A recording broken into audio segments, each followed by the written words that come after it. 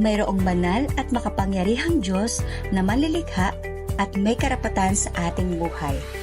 Siya ay Diyos na nagsasalita at nagpapakilala sa mga tao. Ipinaalam niya ang kanyang katangian, kalooban at utos. Ang salita ng Diyos ay makapangyarihan. Ito ay katotohanan at nakapagliligtas. Ang mga tao ay dapat na makinig, umunawa at sumunod sa maliwanag at makapangyarihang salita ng Diyos.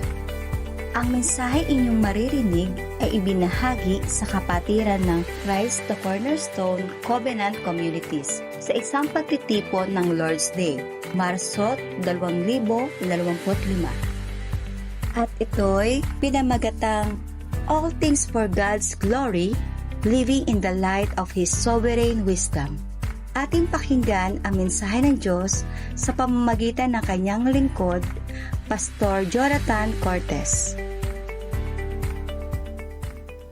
Muli po ay isang kagalakan po talaga na sumamba na kasama ninyo.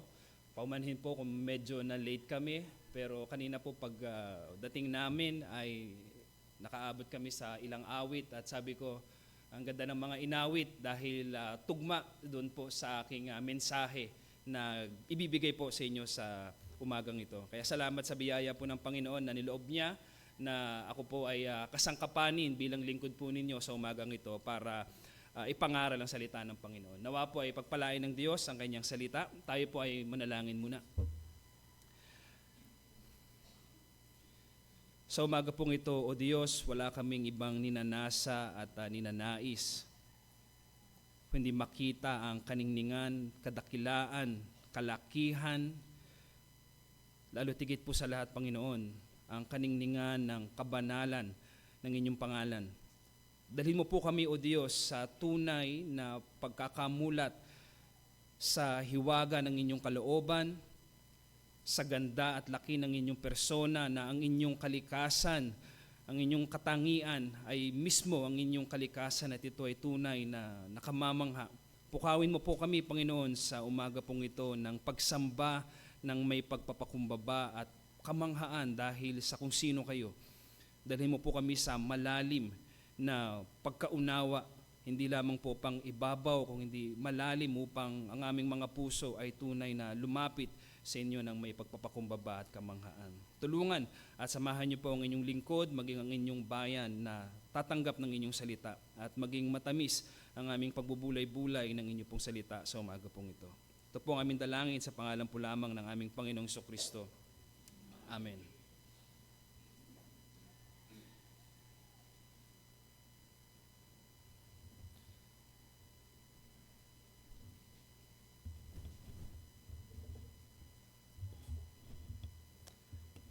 Meron pong lalaki na nagngangalang Michael G. May na ipinanganak po noong 1953 at nung umidad siya ng 3 taon ay nagkaroon po ng isang nakakalungkot na aksidente.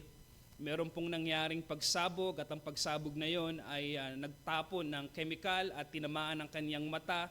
Sa edad na 3 taong gulang, tamaan ka ng isang kemikal sa mata ay talagang nakakaawa at siya po ay nabulag for 43 years. Isipin niyo po yun, wala pa siyang muwang, ay hindi siya namulat sa kagandahan ng kalikasan. At dahil po doon, nakakalungkot na bagay ang nangyari sa kanya.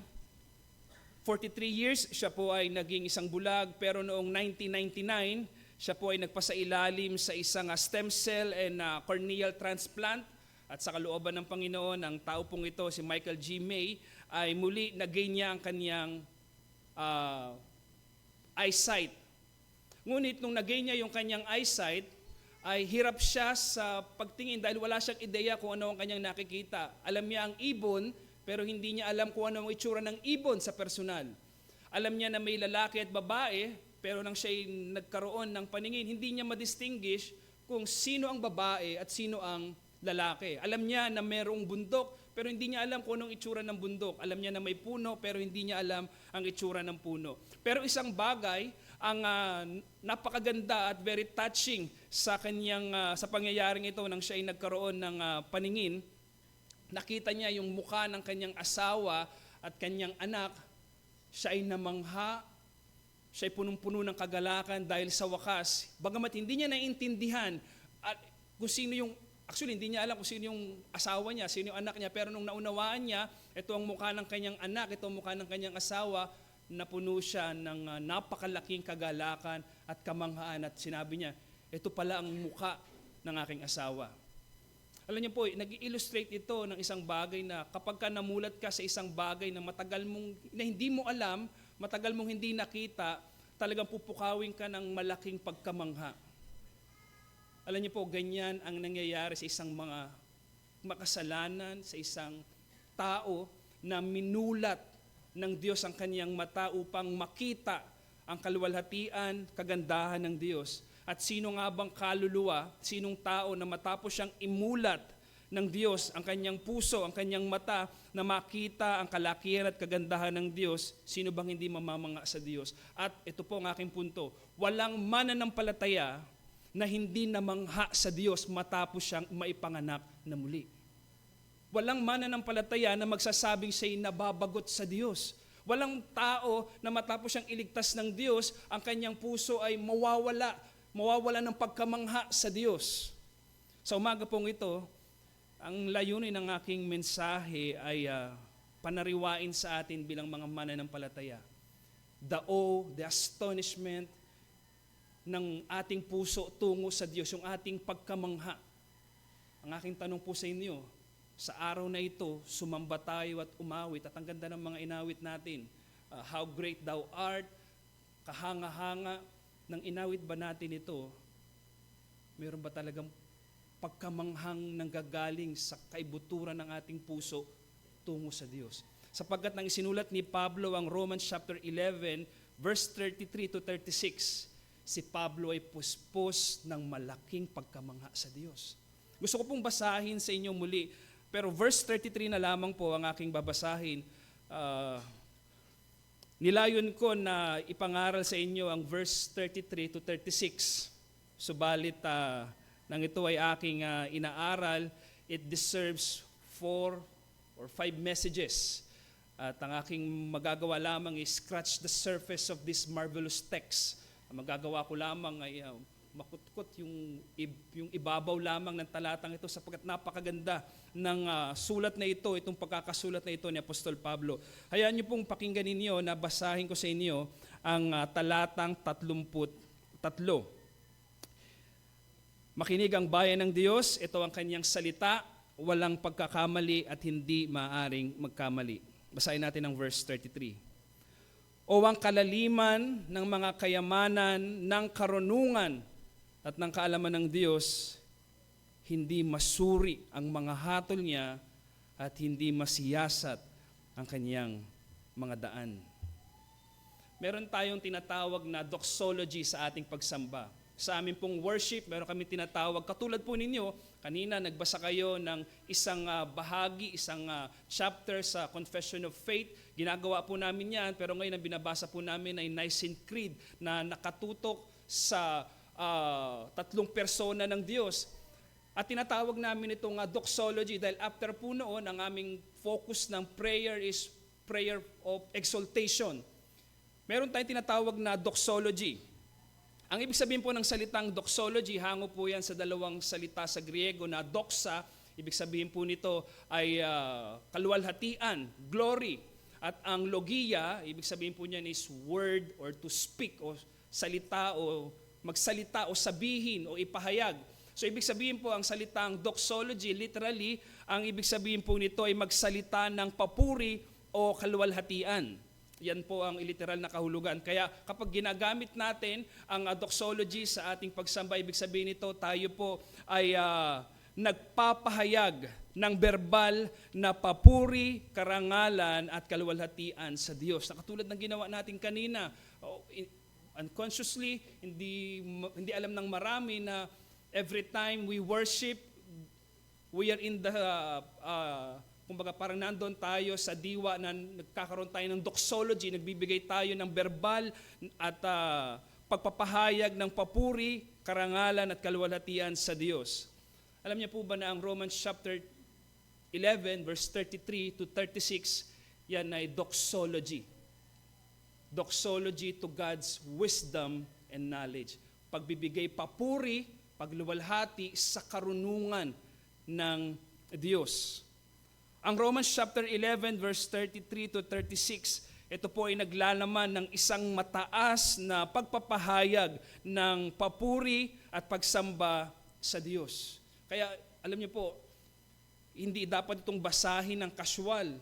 Ito ay dapat mong basahin ng talagang pagbuhusan mo ito ng oras. And every word deserves to be studied. Every word deserves to be preached. Ay, sinabi po ni Martin Lloyd-Jones, wala nang hihigit sa mga salitang nakapaloob sa mga talata na ito ay naglalaman ng napakataas na pagdakila sa ating Panginoon. Nang isinulat ito ni Pablo, yung particular na section na ating binasa, si Pablo dito ay punong-puno ng paghanga at pagsamba. Ang tanong ay bakit? Bakit ganun yung tono ng pananalita ni Apostol Pablo na sinasabi niya, ang kalaliman ng kayamanan, ng kaalaman at karunungan, hindi masukat, hindi masuri. Bakit naglalaman ng ganitong mga pagpapaliwanag, paglalarawan sa kaalaman at karunungan ng Diyos? Dahil kung babasahin natin ang buong aklat ng Roma mula sa kabanatang 1 hanggang kabanatang 11, from chapter 1 to chapter 11, ipinaliwanag ni Pablo ang hiwaga, ang kagandahan ng pagliligtas ng Diyos. At matapos ipaliwanag ni Pablo yung paraan at pagkilos ng Diyos, paano niya niligtas ang makasalanan, paano ba niligtas ng Diyos ang makasalanan? Ipinakita ni Pablo sa Romans chapter 1, lahat ay nasa ilalim ng kasalanan. Malinaw na sinabi niya sa Romans chapter 3, walang matuwid, wala kahit isa. Walang matuwid, walang nakita ang Diyos na kaluluguran dahil sa kasalanan. Ngunit ipinakita ng Diyos ang kanyang kagandahang loob na patawarin ang isang makasalanan sa pamamagitan ng hindi gawa, pananampalataya. Sinabi niya sa Romans chapter 4. At pagdating sa Romans chapter 6, ipinakita ni Pablo kung paano tayo naging isa kay Kristo. Ang ganda ng Romans chapter 6 dahil sinabi doon ni Pablo, ang kamatayan at muling pagkabuhay ni Kristo ay taglay natin. Yung katwiran ni Kristo ay taglay natin. So pinapakita ni Pablo dito anong klaseng biyaya yung tinanggap ng isang mananampalataya sa kanyang pagkakaugnay kay Kristo. Chapter 6, malinaw yan na ipinakita ni Pablo. Lalo pagdating sa Romans chapter 1 or Romans chapter 8 verse 1, alam niyo po, pag binasa niyo yung Romans chapter 8 verse 1, madagungdong na sinabi doon ni Pablo, wala na sa ilalim ng kahatulan ang lahat ng nakay Kristo. Alam niyo, ang ganda ng salita doon na nakay Kristo. Hindi niya sinasabing kasama lamang, kung hindi inilagay ang taong yun, inilipat kay Kristo. Ang ganda ng pagkakalarawan ni Pablo. At lahat ng inilipat ng Diyos kay Kristo ay wala na sa ilalim ng kahatulan. At lahat ng mga wala na sa kahatulan dahil sa pakikisa kay Kristo, ano sabi niya? Romans chapter 8. Ang Diyos ay gumagawa para saan? Sa ikabubuti ng mga umiibig sa Kanya. At pag pinagpatuloy nating basahin ng Romans chapter 8 from 31 to 39, ang mga pinawalang sala na nakay Kristo, gagawa ang Diyos para sa ikabubuti nila. At kapag tinapos natin ang Romans chapter 8, sinabi doon ni Pablo, walang makapaghihiwalay sa pag-ibig ng Diyos. Matapos itong ipaliwanag ni Pablo, ano yung pagpapala, paano iniligtas ng Diyos, ano yung ibinigay ng Diyos sa makasalanan, sa kanilang kalagayan bilang makasalanan, ano yung ginawa ng Diyos para sa kanila. Kaya pagdating ni Pablo sa Romans chapter 11 verse 33 to 36, punong-puno si Pablo ng kamanghaan sa pagliligtas ng Diyos. Punong-puno ng kamanghaan si Apostol Pablo dahil nakita ni Apostol Pablo ang dakilang karunungan ng Diyos na nahayag sa pagliligtas ng Diyos. Naglalaman ng Romans chapter 33 to 36 ng angkop na pagtugon sa pagliligtas ng Diyos. Kaya ang isang iniligtas ng Diyos, kapag hindi siya tumugon ng ganitong uri ng pagtugon, ng pagkamangha, Hindi ko alam kung anong kaligtasan ang kanyang tinanggap. Particular sa verse 33 to 36, niluluwalhati ng Apostol Pablo ang karunungan at kaalaman ng Diyos. Very specific.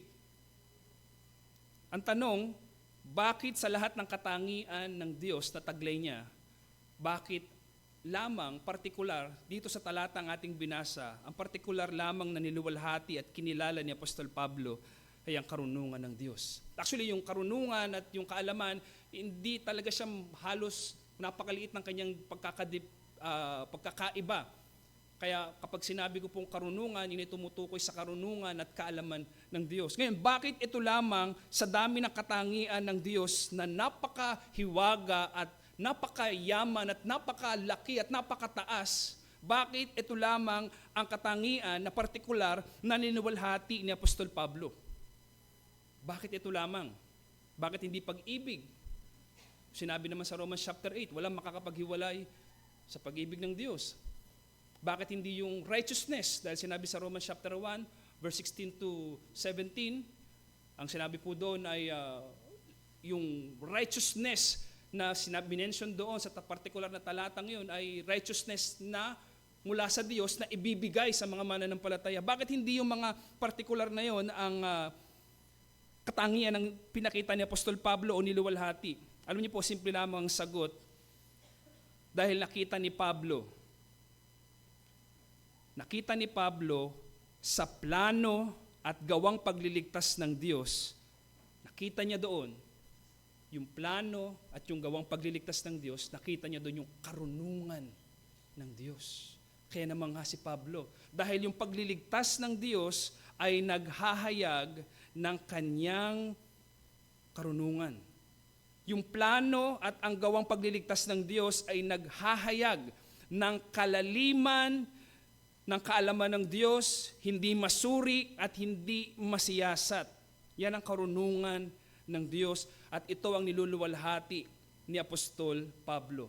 Niluluwalhati ni Apostol Pablo ang Diyos dahil nakita niya napakadakila, napakalalim, hindi masuri, hindi masiyasat ang karunungan ng Diyos. Pansinin ninyo, actually si Pablo sa Romans chapter 11, sa particular na binasa nating talata, ito'y pagsamba ni Pablo. Pagsamba ito ni Pablo. At dapat nating gayahin dito sa punto na ito si Apostol Pablo sa pagsamba. Pansinin niyo, dito sa pagsamba ni Apostol Pablo, ito ay tumutugon si Apostol Pablo ng pagsamba. Tama po, no? Tumutugon siya ng pagsamba partikular sa partikular na katangian ng Diyos na nahayag. So ang pagsamba dito ni Apostol Pablo ay pagtugon niya ng pagsamba dahil may nakita siyang katangian ng Diyos at dahil nakita niya yung katangian na yon, which is yung karunungan niya, sinamba niya ang Diyos. Alam niyo, ipinapakita po nito ng verse 33 na si Pablo ay sumamba sa Diyos dahil naunawaan niya ang karunungan ng Diyos. Naunawaan at nakita niya ang karunungan ng Diyos at sinamba niya dito ang Diyos. Ang gusto kong ipakita po sa inyo mga kapatid dito, ang pagsamba po ay hindi general. Ang ibig ko pong sabihin ay ganito. Pag sumamba tayo sa Diyos, hindi ito, Panginoon, salamat, salamat. Alam niyo po, nung ako ay nasa aking former church, Panginoon, pinupuri ka namin. Alam kong sincere yung kanilang paggawa, pero anong pinupuri nila? Ano yung partikular na pinupuri nila? Wala silang partikular. Binabanggit nila ang pangalan ng Diyos. Hindi ko sinasabing mali ito o hindi ko sinasabing masama ito, pero basta na lamang nilang binabanggit, Panginoon, pinupuri ka namin, sinasamba ka namin. Ang aking tanong, bakit nyo pinupuri ang Panginoon? Ano ang dahilan? Ang pagsamba sa Panginoon ay may dahilan at kaalaman. Ang pagsamba ni Pablo sa Diyos ay may kaalaman at ito ay partikular. Sinasamba niya ang Diyos dahil tinutugunan niya ng pagsamba ang partikular na katangian na nakita niya. Ang pagsamba po ay partikular at may kaalaman. Sinasamba natin ng Diyos dahil sa nahahayag na katangian. Kaya pansinin niyo po ngayon yung mga kanta sa tinatawag na praise and worship. Meron akong paboritong kanta noon, yung tungkol sa pagpapala. Isang oras namin kinanta, paulit-ulit yung pagpapala. Hindi ako na-educate. hindi ako namangha sa Diyos dahil wala akong nakitang bagong kakamanghaan sa Diyos dahil puro pagpapala. Nakasentro sa aking sarili. Pagpapalain ako ng Diyos, ibibigay ng Diyos ito, payayamanin ako ng Diyos. Ang nangyari sa aking pagsamba ay nauwi sa aking sarili, ito palang ibibigay sa akin ng Diyos. Na dapat ang aking pagsamba ay, ito pala kalaki ang Diyos. Ganito pala kadakila ang Diyos. Hindi sa sarili kong pakinabang, kung hindi may pakinabang sa pagsamba, pero ang pakinabang sa pagsamba ay nakukuha natin sa kapahayagan ng Diyos. Namamangha tayo sa Kanya.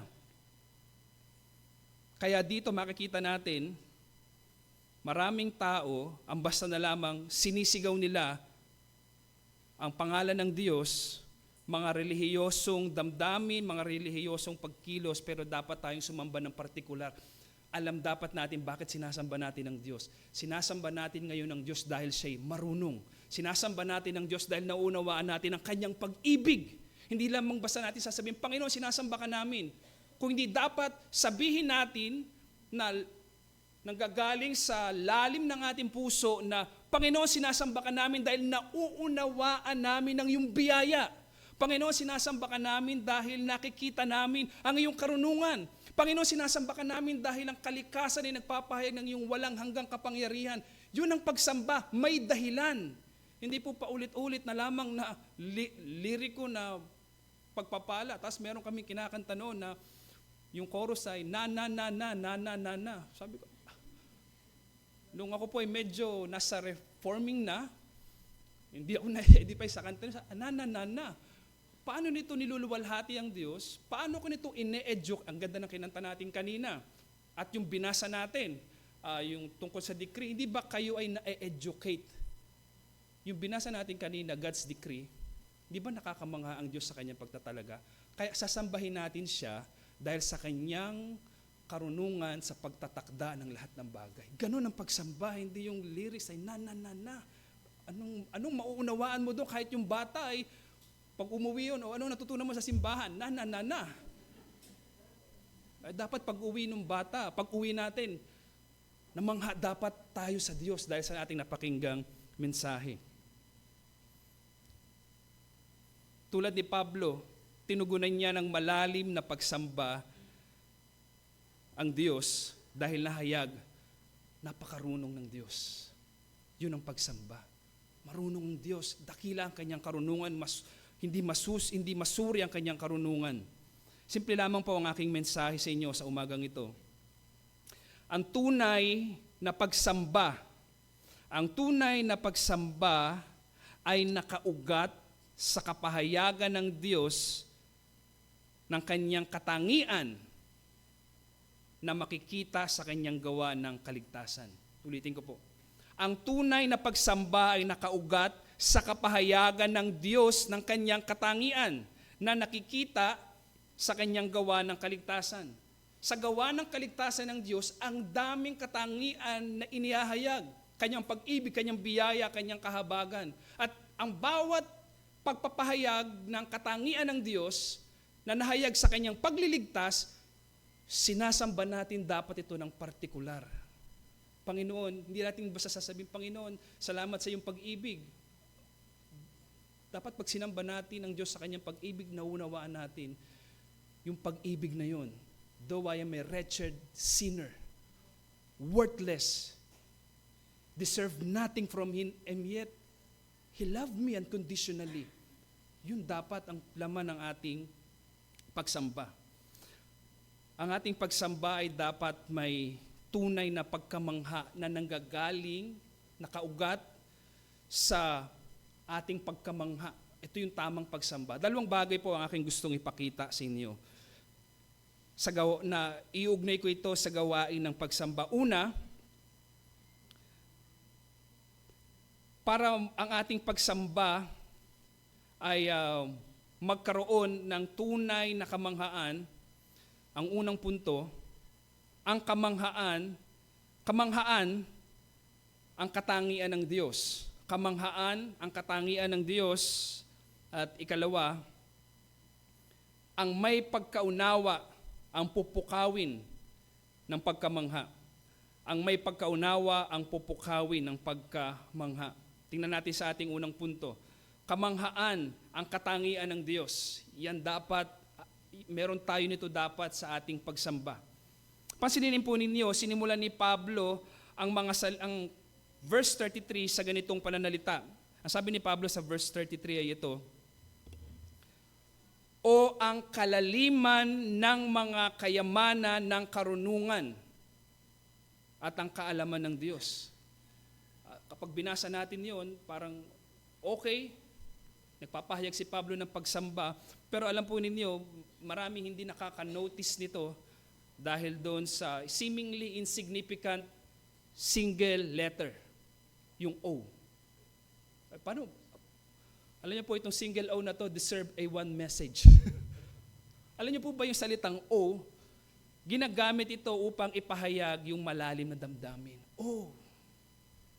Sa salitang Griego sa atin ay wa, di ba? Ganun ang expression natin. Pero sa Greek, ang salitang O na ito, ginagamit ito kapag gusto mo magpahayag ng malalim, yung malalim mong damdamin. Madalas, matatagpuan natin ito sa mga Greek manuscript, secular and biblical, na ang salitang ito ay ginagamit sa mga pagsambit ng pagkamangha o paghanga. So lahat ng Greek literature sa secular, pag gusto nilang express yung kanilang pagkamangha, ay ang ginagamit nila itong salitang O. Alam niyo po kung bakit? Wala silang exclamation point. Sa atin, it's either caps lock lahat or exclamation, pero sa kanila ito po O. Sa bahaging ito, nagpapakita ang salitang ito na O ang kalaliman. Ang salitang ito ay nagpapahayag ng pagsabog ng damdamin ni Pablo sa pagluwalhati at pagsamba sa Diyos. Yun ang pinapakita nito. Huwag nating basahin ng casual ito dahil narito si Pablo. Sumasabog ang kanyang puso sa pagsamba sa Diyos. Malinaw na ipinapakita ni Pablo yung kanyang pagkamangha sa Diyos dahil sa kanyang karunungan. Hindi lang siya basta humahanga dahil may Diyos. Humahanga siya sa Diyos, may pagkamangha siya sa Diyos dahil meron siyang nauunawaan sa katangian ng Diyos.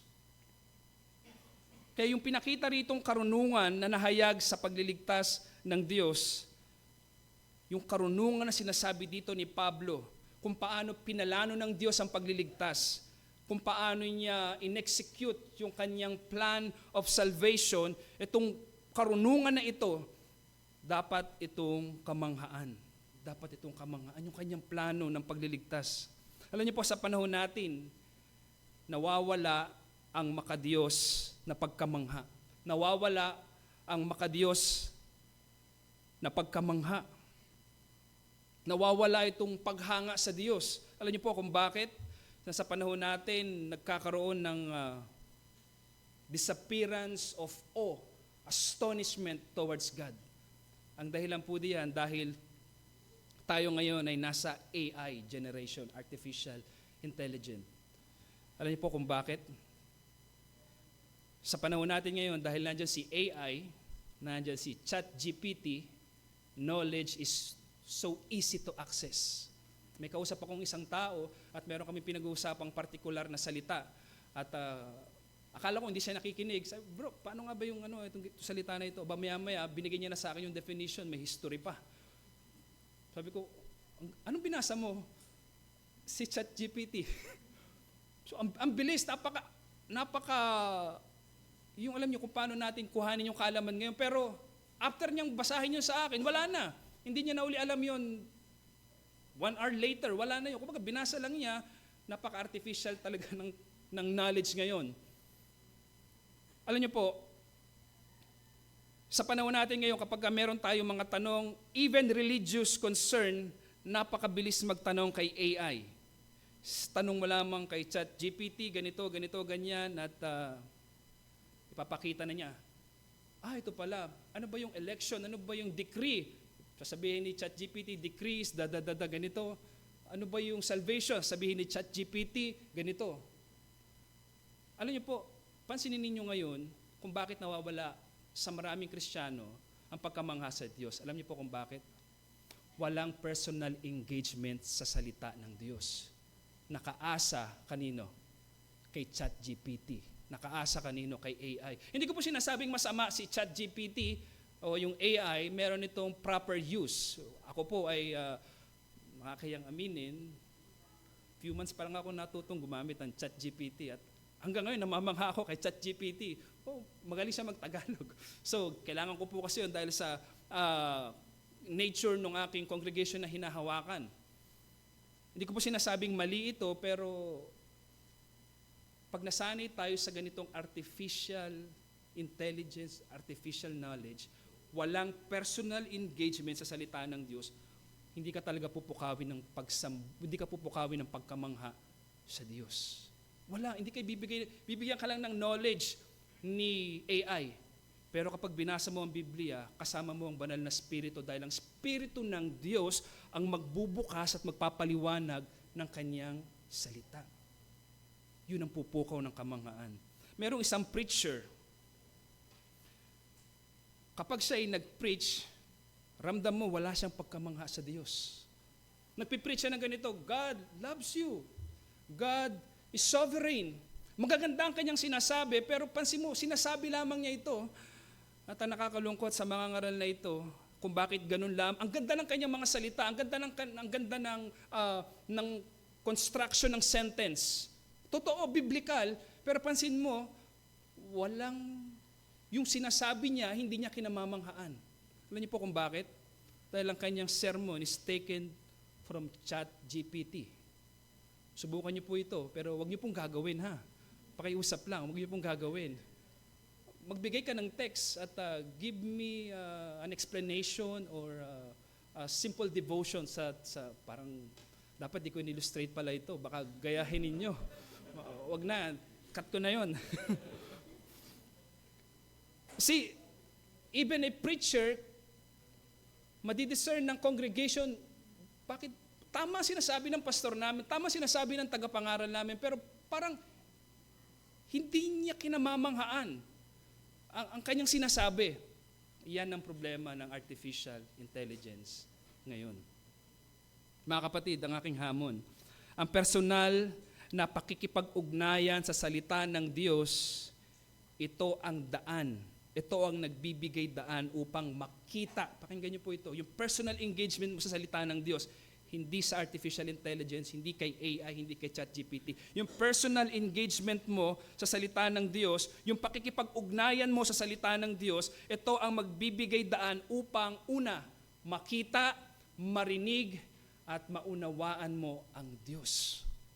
Alam niyo po ba, ito sinasabi ng mga Puritan, meron tayong tinatawag na Encountering God's Retreat. Hindi ako familiar doon, pero naririnig ko lamang yun.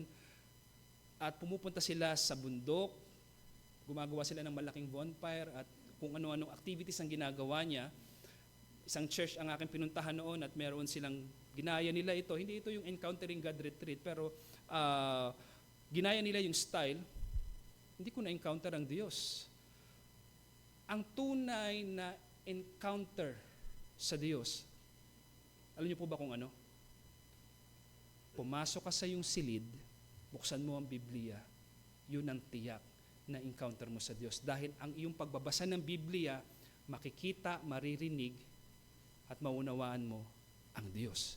At yun ang lilinang, yun ang maglalagay ng pagkamangha mo sa Diyos. Dahil naunawaan mo ang Diyos sa pamamagitan ng banal na Espiritu dahil nakapag-ugnayan ka sa salita ng Panginoon.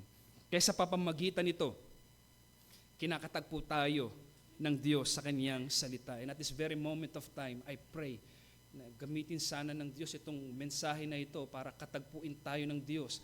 Kung makita natin, nakakamangha ang karunungan ng Diyos. Nakakamangha ang Diyos sa Kanyang katangian. Yung karunungan na ito, na aking tinutukoy kanina na nahayag sa pagliligtas ng Diyos, ito ay dapat kamanghaan. Dapat itong kamanghaan. Dahil pag tiningnan natin yung paraan ng pagliligtas ng Diyos, makikita mo dun yung karunungan at kakamanghaan mo ang Diyos. Hindi lamang sa kanyang karunungan, kung hindi yung mismong kaligtasan. Dapat mo itong kamanghaan. Tingnan ninyo yung krus ni Kristo. Paano ipinakita ng krus ni Kristo ang karunungan ng Diyos? Actually, ang pinag-uusapan talaga dito ay yung knowledge na nahayag sa pagliligtas ng Diyos. Dahil from chapter 1 to 11, that is the context. Paano nahayag ang karunungan ng Diyos sa krus ni Kristo? Sa krus ni Kristo, pinarusahan ng Diyos nang matuwid ang kasalanan. Tama? Sino yung pinarusahan? Si Kristo. Pinakita ng Diyos ito na pinaparusahan niya ang kasalanan sa matuwid na paraan. Matuwid niyang pinaparusahan ng kasalanan kay Kristo. Ngunit sa krus din, ipinakita ng Diyos ang kanyang biyaya na itong pinarusahan niya, si Kristo, nagdala ng ating kasalanan, kung ito'y sasampalatayanan ng isang makasalanan, ang parusa na nauukol sa kanya ay aalisin ng Diyos dahil kay Kristo. Yan yung karunungan na sinasabi ni Pablo. Napakarunong ng Panginoon. Hindi to kayang unawain ng tao na paanong sa paraan this heinous death. Itong talagang masasabi nating kamatayan ng isang kriminal, hindi natin lubos isipin na ito'y kakasangkapanin ng Diyos para sa kaligtasan. Kaya pinakita ang karunungan ng Diyos sa krus ni Kristo dahil nang pinarusahan ng Diyos ang kanyang anak, matuwid yun na pagpaparusa sa kasalanan. Upang ang sino mang sasampalataya sa kanyang anak, dahil si Kristo na ang pinarusahan ng sasampalataya na isang makasalanan, wala na sa ilalim ng puot, John chapter 3 verse 36, at wala na sa ilalim ng kahatulan, Romans chapter 8 verse 1. Karunungan ng Diyos yan. Hindi yan kayang ano ang paraan na naisip, dahil ang tao ay marunong, pero ano ang naisip na paraan ng tao para sa kaligtasan? Hindi ko alam kung nakapanood kayo ng Gods of Egypt. Una, good works para maligtas ka. Totoo po yun, although yung Gods of Egypt is myth lamang yon at pelikula lamang, pero ipinakita doon na para maligtas ang isang makasalanan ng isang tao, kailangan ng good works. Malibaligtad po pala. Una, para maligtas ka, pag namatay ka, kailangan ang iyong libingan ay maraming ginto. Dahil yun ang magiging paraan mo papasok sa eternal life, sa paradise. Kaya ang mga Pharaoh, kapag ka po inilibing sila sa Egypt, sa mga pyramid, ang pyramid po kasi libingan yan, kapag nabuksan nila ang isang tomb ng Pharaoh o ng isang Egyptian, yung mummy, may mga ginto po yan. Dahil ang kanilang paniniwala, para maligtas at pumasok sa paradise, ang tao, kailangan mo ng kayamanan, babayaran mo. Pero binago nila yon. Sabi ng isang God, hindi na. Makakapasok ang isang tao sa paraiso sa pamamagitan ng good works. Yan ang karunungan ng tao. Yan ang naisip na paraan ng pagliligtas ng tao. Napakalayo sa karunungan ng Diyos. Alam niyo po kung bakit? Sa karunungan ng tao, ang naisip niyang paraan para siya'y maligtas, kayamanan at mabuting gawa. Tama? Pero dahil sa karunungan ng Diyos, ang paraan na naisip ng Diyos ay ito po, kaligtasang walang bayad sa pamamagitan ng pananampalataya. Yan ay karunungan ng Diyos. Di nyo ba nakikita ang karunungan ng Diyos? Kaya nakakamangha dahil ang naisip na paraan ng Diyos para iligtas ka at iligtas ako, walang bayad na kaligtasan sa pamamagitan ng pananampalataya. Yan ang karunungan ng Diyos. Kaya ang hindi mamangha sa karunungan ng Diyos sa kanyang pagliligtas, ang aking tanong, naunawaan mo ba ang kaligtasan na tinanggap mo? Kapag ang isang tao hindi namangha sa kaligtasan na kanyang tinanggap, hindi ko alam kung ano napakinggan niya. Hindi ko alam kung ano ang ipinaliwanag sa kanya. Sinabi sa kanya, congratulations, welcome to the Christian world. Pero okay po, walang pagkamangha, hindi ko alam kung anong tinanggap niyang kaligtasan. Alam niyo po, meron ngayong sikat na isang charismatic preacher. Siya daw ay, hindi ko na may mention yung pangalan, baka search niyo pa sa YouTube. binata ito at sikat siya ngayon. Siya ay nakakapagpagaling daw. At pinapakita sa video sa kanyang YouTube channel, talaga nagpapagaling siya. Nagkataon, may napanood akong video, may isang taong lumapit sa kanya na bulag. At nang bulag daw ito, inaakay pa. Pero nakamulat po siya, inaakay siya. Ipinanalangin ng preacher na ito. At lalalala, hindi ko alam kung anong kanyang sinasabi. Ginaganon niya yung ulo. Yung lalaki naman gumaganon. Makakita ka. At sabi nung ginanon niya yung kanyang muka, ang sabi nung lalaki, nakakakita na po ako. Nakakakita ka na ba? Opo, nakakakita na po ako. Pero yung mukha nung lalaki na bulag sa mahabang panahon, nang sinabing nakakakita na po ako, parang baliwala. Parang dapat kapag mahabang panahon na bulag ka at bigla ka nagkamuli, di ba, nakakakita na po ako, hindi ba mamamangha ka, hindi ba magkakaroon ka ng joy? Pero sabi niya, opo, nakakakita na po ako. Alam niyo mga kapatid, kung ganoon ang reaction mo nang ikaw ay iniligtas ng Diyos, hindi ko alam kung anong kaligtasan ang tinanggap mo.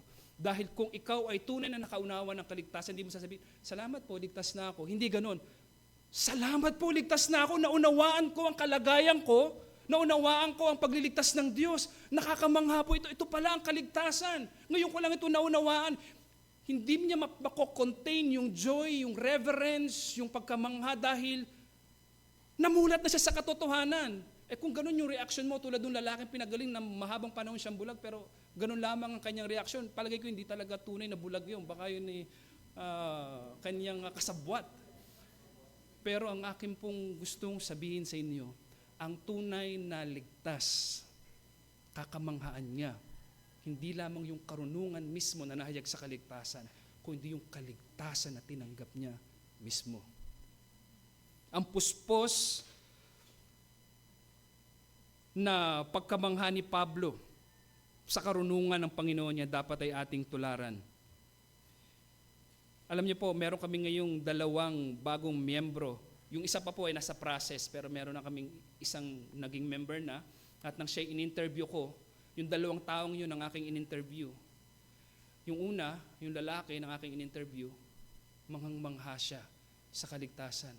Ang daan para maunawaan niya yung kaligtasan, doctrines of grace, ay, pastor, hindi ko po naunawaan. Pero nung binasa ko, ako po ay Kristiyano na, 2007. Pero inamin niya sa akin. Pero pastor, sa aking palagay sa aking sarili, 2022 lamang ako totoong naligtas. From 2009 to 2021, sabi niya, hindi ko masasabing ligtas ako. Pero after ko maunawaan yung doctrines of grace, yung aking kasalanan, yung pagliligtas ng Diyos, sabi niya, manghang-mangha ako. Kaya pastor, masasabi ko sa inyo, bata pa akong Kristiyano. Naunawaan niya ang kaligtasan. Napakahabang panahon, 2009 to 2021. Do the math, please. Hindi nasabing siya ligtas. Bakit po? Nasabi niya ligtas siya dahil naunawaan niya at namangha na siya sa kaligtasan. Yung isang in-interview ko ngayon, ang sabi po niya, pastor, ngayon, ngayon ko lang di masasabing ako'y ligtas. At ang sabi niya, yung natututunan ko ngayon, ito po yung eksaktong word niya. Medyo awkward sabihin, pero ito yung eksaktong word niya. Yung natututunan ko ngayon ay to the highest level. Namamangha daw siya. Sabi ko, purihin ng Panginoon kung ito ang nangyayari sa inyo. Mga kapatid, ang tunay na ligtas, based on my interview sa aking mga pumapasok na miyembro sa aming iglesia, they express astonishment, sa Diyos at sa kanyang pagliligtas. Kaya ang pagsamba sa Diyos ay dapat puspos ng pagkamangha. Sa ikalawa pong punto, may pagkaunawa ang pinupukaw ng pagkamangha. Ang may pagkaunawa ang pinupukaw ng pagkamangha. Nakita natin sa unang punto, talagang namamangha si Pablo. Ngayon, namamangha si Pablo dahil sa kanyang nakitang karunungan ng Diyos. Pero pansinin po ninyo, partikular, ano ang kinamamangha ni Pablo? yung karunungan ng Diyos. Pero pansinin po ninyo na hindi lamang basta yung karunungan ang kinamamanghaan ni Pablo. Ang kinamamanghaan ni Pablo ay yung kalaliman ng karunungan ng Diyos.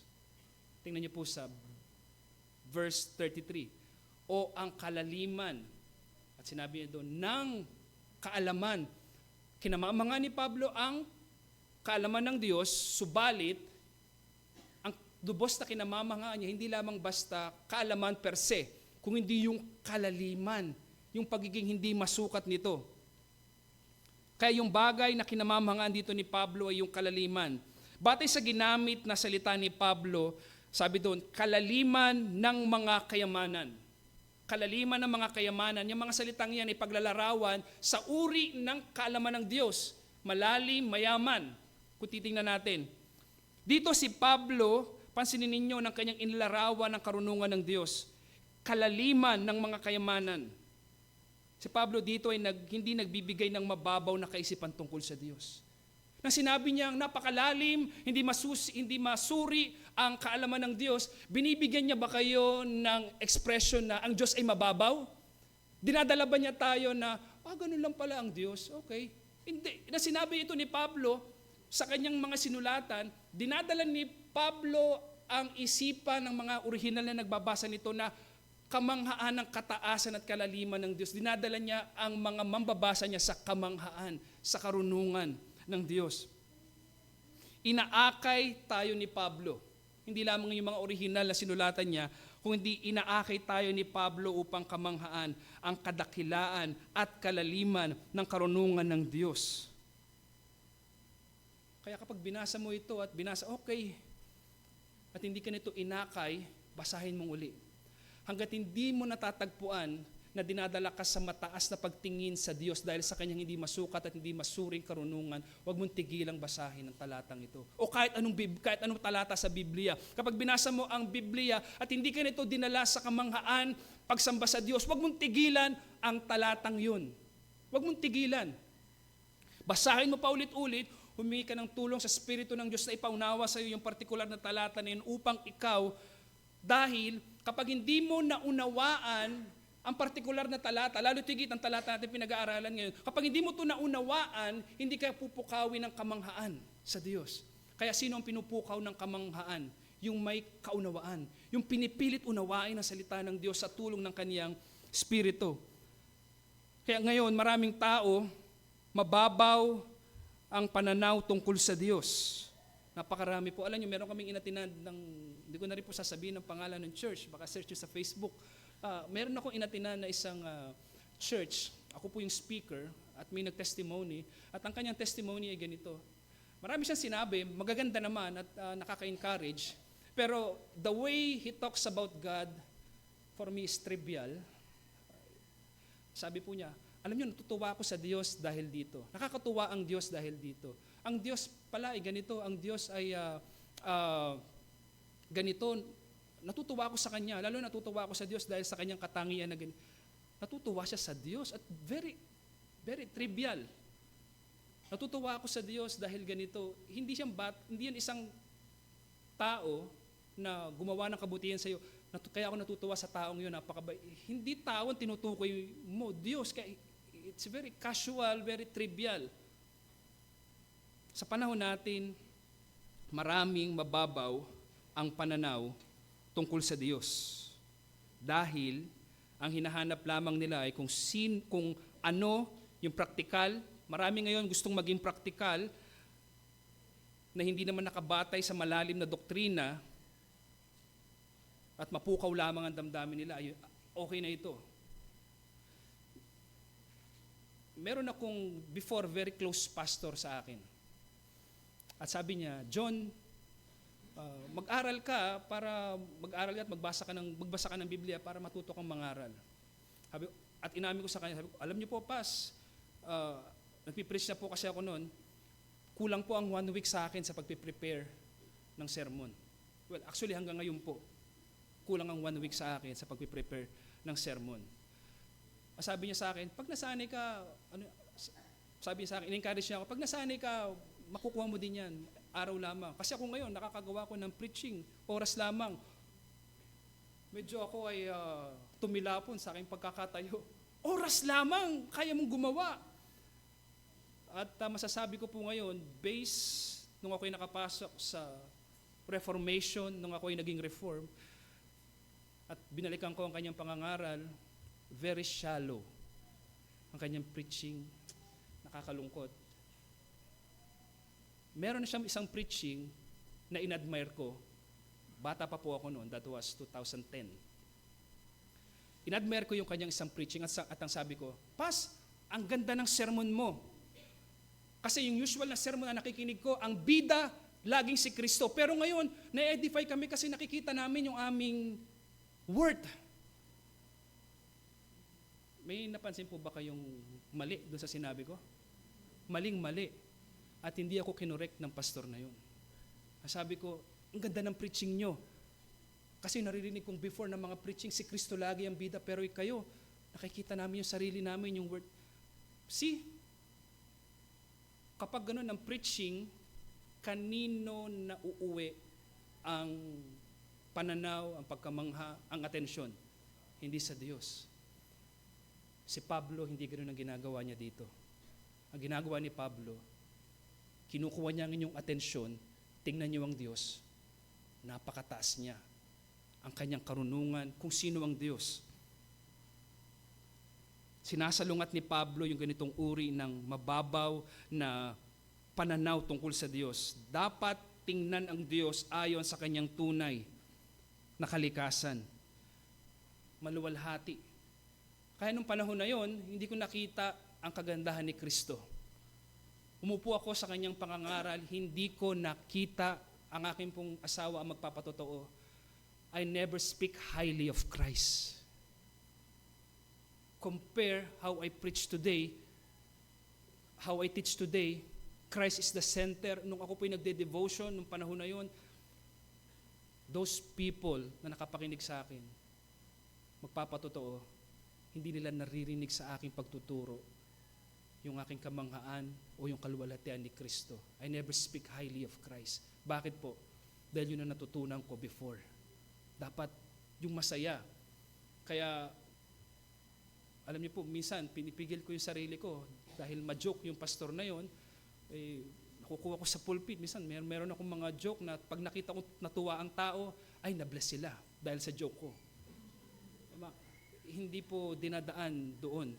Kailangan ang tao ay dalhin sa malalim at mayaman na pagkaunawa sa Diyos. Sinabi ni Jonathan Edwards, habang lumalalim ang ating pagkaunawa sa karunungan ng Diyos, lalo tayong nahihikayat na sambahin siya ng may pagkamangha. May pagkamangha. Tingnan niyo yung ginamit ni Pablo na salita, kalaliman. Yan po ay hindi literal na tulad ng dagat na malalim. Pansinin ninyo yung ginamit na salita ni Pablo. Ang salitang kalaliman na binanggit po niya dyan, binibigyang diin ito yung lawak at hindi masukat na katangian ng karunungan ng Diyos. Ang karunungan ng Diyos ay malalim, lampas sa pangunawa ng tao. Sinasabi ni Pablo, pwede natin sabihin ng isang bagay na malalim sa dalawang paraan. Malalim dahil nakita mo. Kapag sinabi natin yung hukay doon sa aming likod ay malalim, hindi dahil bottomless, kung hindi nakita niya yung dulo at malalim. Or meron naman natin sabihin na malalim dahil talagang hindi natin makita. At yung sinasabi ni Pablo dito, hindi mo maaabot, hindi mo makikita yung hangganan at simula ng karunungan ng Diyos. Kasi ipinakita dito ni Apostol Pablo na ang karunungan ng Diyos ay hindi matatanaw ang simula at ang hangganan. Nang naunawaan ni Pablo yung karunungan ng Diyos, sabi ni Pablo, maaaring sinabi niya, napakarunong ng Panginoon. At nang nakita niya na marunong ang Panginoon, doon niya lalong naunawaan na hindi ko pala talaga maunawaan yung lalim. Walang sukat ang karunungan ng Diyos. Hindi ko maintindihan ng lubos, hindi ko maaabot, hindi ko masusukat, at hindi ko lubos na maunawaan ang karunungan ng Diyos. Ito ay lubhang napakalalim. Yun ang ibig sabihin ni Pablo dito. Parang the more he learned about God, the more he realized, ang dami kong hindi alam, ang dami kong hindi maaabot sa Diyos. Yun ang ibig sabihin dito ni Pablo. At sinabi rin niya doon, kalaliman ng mga kayamanan. Mga kayamanan. Mahirap sa ating translation dahil ang ang tingin natin dyan ay kayamanan as in riches na material possession. Actually, ang salitang kayamanan, yan po ay tumutukoy sa malaking kasaganaan. Pag sinabi nating riches, it does not pertain to physical, kung hindi doon po sa measure. Pag sinabi nating masagana, ibig sabihin, may pinapakita natin na hindi natin mine-measure, walang measure yung bagay na sinasabi natin. Kaya ang ginamit na salita dito ni Pablo na mga kayamanan, ang tinutukoy po nito ay yung malaking kasaganahan o yung hindi nauubos o walang kaubusan. So tinutukoy dito ni Pablo na ang karunungan ng Diyos ay hindi lamang malalim. Hindi lamang malalim. Ang karunungan ng Diyos, ito ay sagana, hindi nauubos at walang hanggan. Yun ang ibig sabihin dito ni Pablo. Ang karunungan ng Diyos ay hindi lang basta malalim, ito'y sagana, ito'y hindi nauubos, ito'y walang hanggan. Kaya dahil sa yaman ng karunungan ng Diyos, ito ay lubos na walang hanggan. Yan ang sinasabi ni Pablo. At kung bubuurin ko po sa inyo, anong ibig sabihin ng mga salitang ang kalaliman ng mga kayamanan, ang ibig sabihin po nito, ang karunungan ng Diyos ay hindi masusukat at may hindi malirip na kasaganahan. Mayaman ng Diyos sa karunungan at hindi masusukat ang yaman ng kanyang karunungan. Hindi mo masusukat ang yaman ng kanyang karunungan. Walang sukat, ang simula at ang katapusan ay hindi mo makukuha. Ang sinasabi dito ni Pablo, the more he learned about the wisdom of God, the more he realized, hindi ko pala kayang unawain ito. The more I realize, sinasabi ni Pablo, I realize, wala pa akong alam. Alam niyo dito, may dalawang hamon sa atin. Dahil sa kalakihan at hindi masukat na yaman ng karunungan ng Diyos, kilalanin natin ang kaliitan at kakapusan ng ating isip at nalalaman sa harapan ng hindi masukat na kalaliman ng karunungan ng Diyos. Kilalanin natin ang kaliitan at kakapusan ng ating isip sa harapan ng hindi malirip, hindi masukat, masaganang kaalaman, karunungan ng Diyos. Kilalanin natin ang kaliitan ng ating nalalaman sa harapan ng Diyos. Yun ang angkop na tugon. Hindi tayo magmamarunong. Bakit kailangan natin gawin ito? Pastor John, nakakababa yan ng self-esteem. Ang sabihin kong ako'y walang alam, panahon nga natin ngayon, ay kailangan pataasin ang self-esteem, pero based sa message mo, parang nakakababa ng self-esteem yan. As a Christian, ang magtataas, I will use the word self-esteem, ay hindi yung pagtingin mo sa sarili mo, kundi pagtingin mo sa Diyos. Kailangan natin gawin ito dahil upang makilala natin, malaman natin, makilala natin, ituring natin na napakahalagang kayamanan ang karunungan ng salita ng Diyos. Kapag sinabi mong, Panginoon, ako'y maliit sa kaalaman, kapos ang aking sarili sa kaalaman, ipapakita nito sa iyo gaano kahalaga ito. Bakit? Narito ang karunungan ng Diyos. Kapag inamin ko sa Diyos at kinilala ko aking sarili, maliit ako, kapos ako sa kaalaman, karunungan, makikita ko gaano ito kahalaga at magiging kayamanan ko ito. Upang mas lalo tayong lumalim ang ating pagnanais na matuto ang salita ng Diyos, ang magiging sagot sa tanong na kung maliit ang aking kaalaman, paano ako mag-i-increase ang aking kaalaman? Ang salita ng Diyos. Ikalawa, yung mayaman na karunungan ng Diyos na hindi masukat, ang karunungan ng kanyang kayamanan, kapag nakita natin ang Diyos ay napakarunong, kapag nakita natin ang Diyos sa kanyang karunungan na hindi masukat, ang lalim ng kanyang karunungan na hindi masukat, makikita natin, dahil marunong ang Diyos, anuman ang loobin at ipatupad ng Diyos, makakapagtiwala ako dahil ito'y mabuti. Kahit hindi ko naunawaan, dahil marunong ang Diyos. Kapag nakita nating marunong ang Diyos, kapag nakita nating malalim ang kanyang karunungan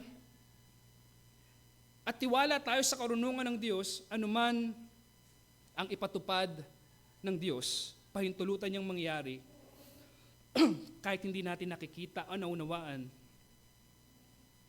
mapapagtiwalaan natin ang Diyos dahil siya'y marunong. Halimbawa, yung kamatayan ni Kristo. Sa kamatayan ni Kristo, hindi natin lubos na maiisip na yung kamatayan ng isang kriminal ang kakasangkapanin ng Panginoon para magligtas ng makasalanan. Anong tugon ni Pedro nang ipinako ang Panginoong Jesucristo sa krus? 3 beses niyang itinatwa ang Diyos. Bakit? Hindi niya naunawaan yung karunungan ng Diyos. Kaya magtiwala tayo dahil sa karunungan ng Diyos, lahat ng bagay ang Diyos, paumanhin po, ay gumagawa sa ikabubuti ng lahat ng mga sumasamba sa Kanya. At bilang pagtatapos po, dahil masakit na lalamunan ko, ayun, tubig. Salamat po. Mukhang i-extend ko po, may tubig eh.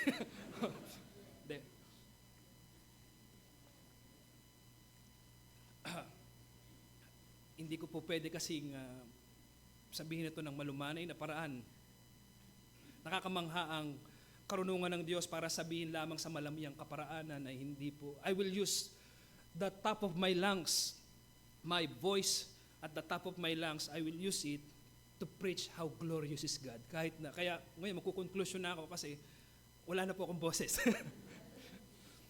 As a conclusion, linangin natin ang mataas na pananaw, pagtingin sa Diyos.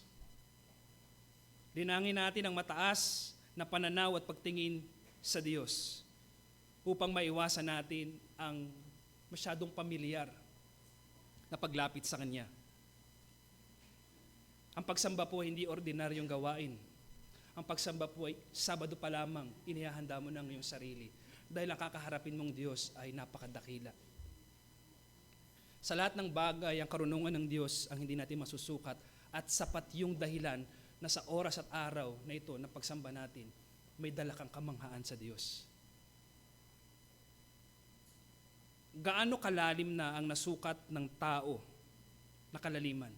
Based sa current science research sa Mariana Trench, ang pinakamalalim na narating ng tao is 10,927 meters. Converted to feet, 35,853 feet. Ganong kalalim. Napakalalim po noon.